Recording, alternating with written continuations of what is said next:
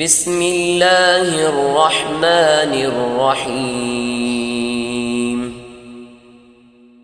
هل أتاك حديث الغاشية؟ وجوه يومئذ خاشعة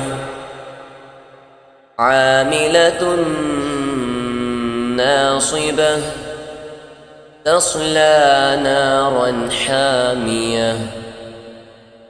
تسقى من عين آنية ليس لهم طعام إلا من ضريع لا يسمن ولا يغني من جوع وجوه يومئذ ناعمة لسعيها راضية في جنة عالية لا تسمع فيها لاغية فيها عين جارية فيها سرر مرفوعة وأكواب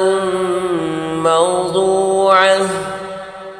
ونمارق مصفوفة وزرابي مبثوثة أفلا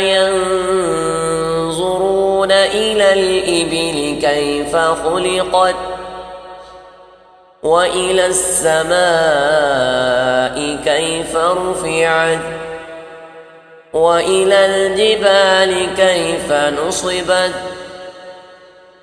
وإلى الأرض كيف سطحت فذكر إنما أنت مذكر لست عليهم بمسيطر إلا من تولى وكفر فيعذبه الله العذاب الأكبر إن إلينا إيابهم ثم إن علينا حسابهم